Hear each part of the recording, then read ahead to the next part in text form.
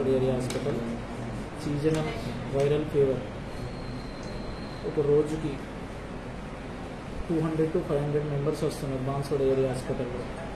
బాన్స్వాడ పట్టణం నుంచి చుట్టుపక్కల విలేజెస్ అండ్ చుట్టుపక్కల మండలాలు కూడా పిట్లం, బిచ్చుకుండ, చుక్కల నుంచి కూడా రావడం జరుగుతుంది. ఒక రోజుకి వైరల్ ఫీవర్ తోటి 300 నుంచి 400-500 మంది పేషెంట్లు వస్తున్నారు.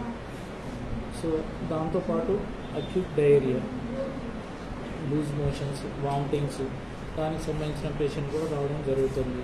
సో చాలా చుట్టుపక్కల ఉన్న విలేజెస్ చాలా జాగ్రత్తగా ఉండాలని కోరుతున్నాను.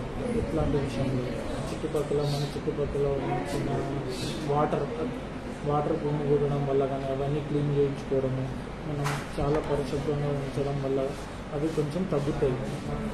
సో చాలా జాగ్రత్తగా ఉండాలి. తొందరగా టెంపరేచర్ హై అయితే మాత్రం మన దగ్గరున్న గవర్నమెంట్ హాస్పిటల్కి వెళ్ళి తొందరగా ఒక CBP, కొన్ని రక్త పరీక్షలు ఉంటాయి, ఒక CBP, ఒక టైఫాయిడ్, ఒక డెంగ్యూ లాంటి టెస్టులు చేయించుకుంటే దాంట్లో ఏమైనా ఇన్ఫెక్షన్, వైరల్ ఫీవర్ లాంటిది దానికి సంబంధించిన మెడిసిన్స్ ఒక డాక్టర్ ద్వారా అడ్వైజ్ చేసుకొని రాయించుకుంటే కొంచెం బాగుంటుంది. ఇంకా కొంచెం ప్రాబ్లం ఉంటే అడ్మిషన్ అయ్యే పరిస్థితి కూడా రావడం జరుగుతుంది. ఇప్పుడు బాన్స్వాడ ఏరియా హాస్పిటల్లో బెడ్లు కూడా సరిపోవట్లేదు. ఒక బెడ్కు 2 పేషెంట్లు ఉంటున్నాయి. సో దీనికి మనం తగ్గించాలంటే పేషెంట్ చాలా జాగ్రత్తగా ఇంటి చుట్టుపక్కల వాటర్, ఈ సీజనల్ వ్యాధులు వాటర్ కుమ్ముకోవడం వల్ల,